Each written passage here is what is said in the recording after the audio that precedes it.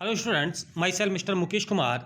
और आज हम पढ़ेंगे हाई स्कूल होम साइंस। और जो पहला पॉइंट होगा वो है आपकी स्केल, खोपड़ी। खोपड़ी के विषय में जानेंगे कि खोपड़ी को किन किन भागों में बांटा गया है। एक बार गौर से देखिएगा। देखें, ये खोपड़ी का पूरा स्केल है। ये ललाट अस्थि, नासिका अस्थि, देखें नासिका अस्थि जो कि नाक के लिए है, आडुगास्थि, उदोहन अस्थि, कपालास्थि। ये जो पार्ट है ये कपालास्थि है।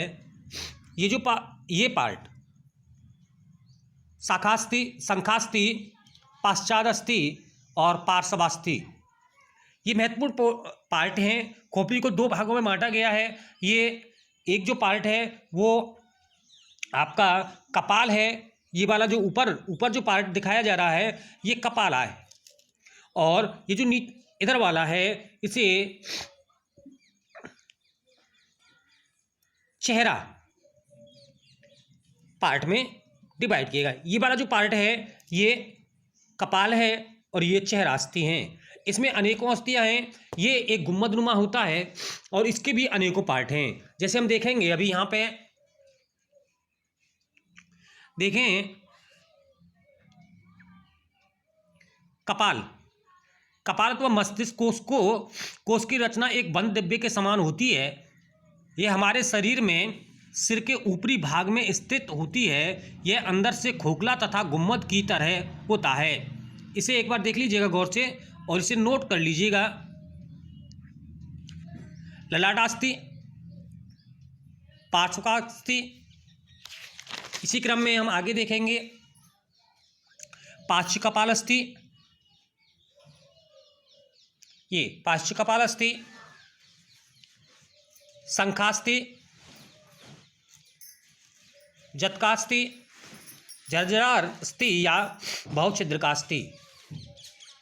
ये इस प्रकार इसके पार्ट हैं। इसे आप अपनी नोटबुक में नोट करेंगे और इसे समझेंगे। इसके बाद बात करते हैं बाहु की अस्थि, अर्थात बाजू में जो अस्थियां होती हैं उसके विषय में बात करेंगे। बाजू की अस्थियां कुछ इस तरीके से होती हैं। एक बार देखें, ऊपर बिल्कुल ऊपरी जो हिस्सा है जत्रुकास्थि, अंशफलक, प्रकंडास्थि, अंत्य प्रकोष्ठिक, बाह्य प्रकोष्ठिक। ये उंगलियों के है करभारास्थि, अंगुलास्थियाँ। ये जो ऊपरी पार्ट है वो करभारास्थि होती हैं और ये अंगुली अस्थियाँ हैं। ये मयबंद अस्थियाँ होती हैं। ये जो उसके कहें हम हथेली के ऊपर जो अस्थियाँ होती हैं, एक बार देखिए गौर से ज़रा समझिए। ये फिगर भी आपको बनानी है।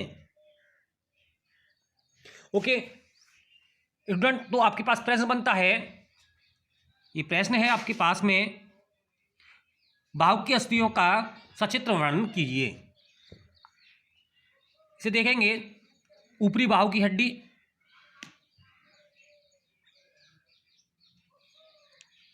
अग्रबाहु की हड्डी, कलाई की हड्डी, देखें एक बार। ओके, हथेली की हड्डियां,